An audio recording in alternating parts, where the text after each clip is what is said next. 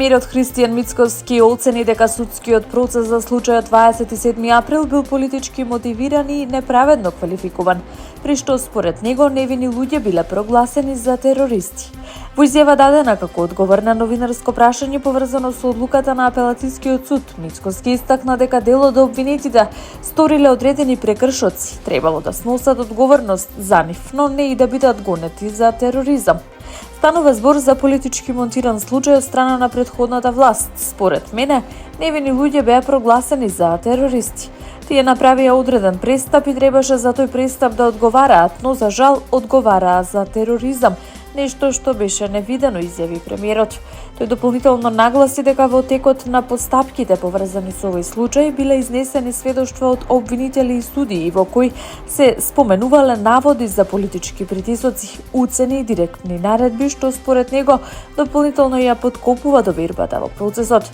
Мицкоски го оцени целиот случај како тажен процес, посочувајќи дека настаните од тој период оставиле длабоки последици врз општеството и правосудниот систем. По 2 годишен застој поради пожарот што ја зафати универзална сала за време на реконструкцијата.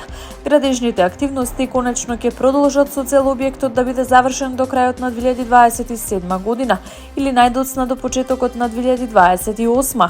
Министерот за култура Зоран Љутков информира дека сите административни и правни пречки се надминати, што овозможило продолжување на постапките и започнување на новата фаза од изградбата.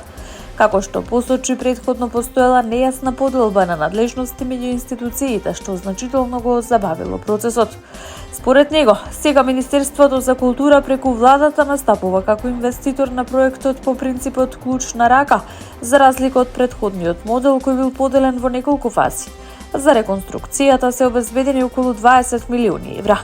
И покрај штетите од пожарот, челичната конструкција на објектот останува непроменета, откако повеќе испитувања покажале дека таа е стабилна и безбедна. Министерот нагласи дека биле спроведени дополнителни анализи за да се потврди незината издржливост. Новиот проект предвидува задржување на препознатливиот изглед на салата, но со модернизација на внатрешноста. Ќе бидат воведени нови материјали, подобрена цена и влезен простор, како и современа звучна изолација, за да се намали бучавата кон околните згради. Градоначалникот на Скопје Орце Ѓоргиевски истакна дека обновата на универзална има големо символично значење за градот, бидејќи станува збор за култен објект кој представува важен дел од културната историја на Скопје. Реконструкцијата е дел од пошироките подготовки за Скопје, Европска претстолнина на културата 2028, при што обновената сала треба да стане централно место за одржување на бројни културни настани, концерти и фестивали. По завршувањето на проектот, објектот ќе биде предаден на град Скопје, со цел повторно да им служи на граѓаните, уметниците и културната сцена во главниот град. Лесната пешадиска баталионска група на македонската армија е оценета како борбено подготвена по успешното учество на националната теренска вежба Блесок 26, која се одржа на армискиот полигон Криволак. Вежбата представува завршен дел од сеопфатен процес на оценување, спроведен според НАТО стандардите, при што единицата ги демонстрираше своите оперативни способности, високо ниво на обученост и целосна подготвеност за извршување на задачи во различни услови. Министерот за одбрана Владо Мисајловски истакна дека ова признание е значаен успех за армијата, нагласувајќи дека станува збор за резултат на континуиран труд, дисциплина и посветеност на припадниците на единицата. Според оценките, баталионската група успешно ги исполнила сите критериуми за интероперабилност со НАТО сојузниците, што представува важен чекор во заекнувањето на одбранбените капацитети на државата. Вежбата Блесок 26 уште еднаш ја потврдува подготвеноста на македонската армија да одговори на современите безбедносни предизвици и да придонесе во колективната безбедност во рамките на алијансата, велат оттаму. Сојузот на синдикатите на Македонија ги повикува работниците на масовно учество на овогодинешниот првомајски протест кој ќе се одржи на 1 мај во Скопје под мотото "За плата се бориме, не се молиме". Протестот ќе започне во 11 часот пред работнички дом, од каде учесниците ќе испратат порака за подобрување на работничките права, зголемување на платите и праведен третман на работниците. Од ССМ истакнуваат дека работничката борба не е еднократен чин, туку континуиран процес за заштита и унапредување на правата на работниците. При тоа нагласуваат дека меѓународниот ден на трудот представува символ на таа борба, потсетник на историските достигнувања, но и обврска за еднината. Ова е 8 година поред како ССМ организира првомајски протест, при што синдикалците повикуваат на обединетост и солидарност меѓу работниците. Според нив, време е за поодлучна акција и испраќање јасна порака до институциите дека работниците во земјата заслужуваат повисоки примања и подобри услови за живот. Регулаторната комисија за енергетика донесе одлука за промена на цените на нафтените деривати, со која во просек тие се зголемуваат за 0,40% во однос на претходната одлука. Согласно новата пресметка од 28 април, цените на горивата ќе изнесуваат. Бензинот Евросупер БС 95 ќе се продава за 82,50 денари за литар.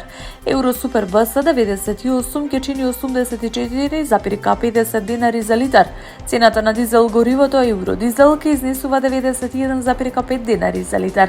Екстра лесното масло за домаќинство ќе се продава за 96 денари за литар.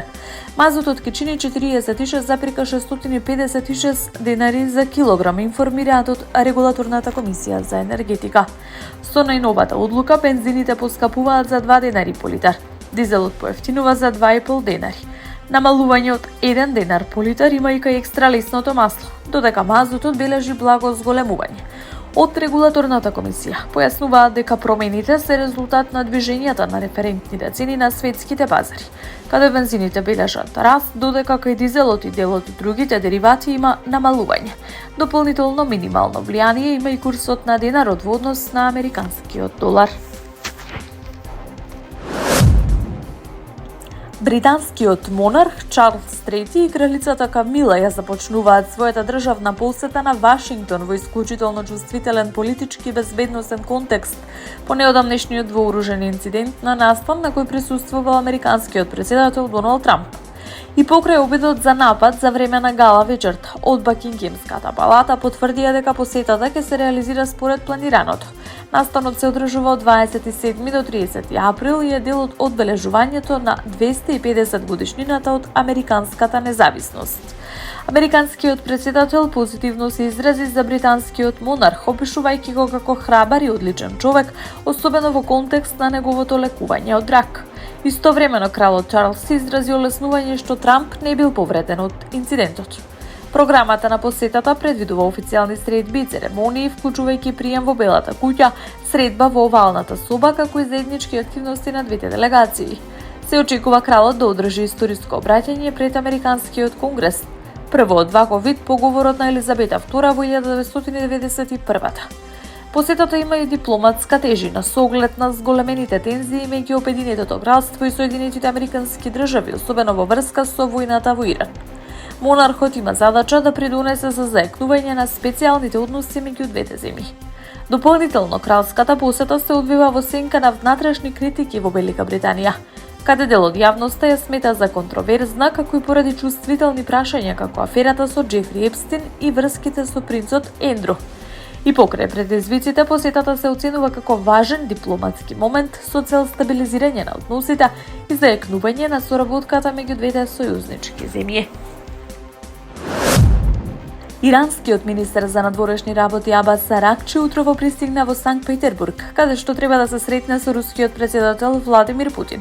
Во центарот на разговорот ќе биде координацијата на действијата и унапредувањето на заедничките програми на регионално и меѓународно ниво, објави иранскиот амбасадор во Москва Казем Джалали на социјалната мрежа X. Русија и Иран се долгогодишни партнери. Москва беше клучен дипломатски сојузник на Техеран за време на неговиот конфликт со Соединетите американски држави. Крем претходно понуди да го преземе иранскиот збогатен ураниум за складирање или преработка на руска територија, но понудата наводно била одбиена од тогашниот американски претседател Доналд Трамп.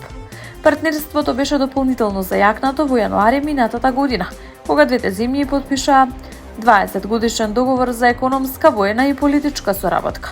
Иако Русија ги смета нападите на Соединетите американски држави врз Иран за неиспровоцирана агресија, важно е да се напомене дека потпишаниот договор не вклучува клаузула за заемна одбрана. CNN во март објави, повикувајќи се на повеќе извори запознаени со американските разузнавачки служби, дека Русија му обезбедува на Иран информации за локациите и движењата на американските трупи, бродови и авиони.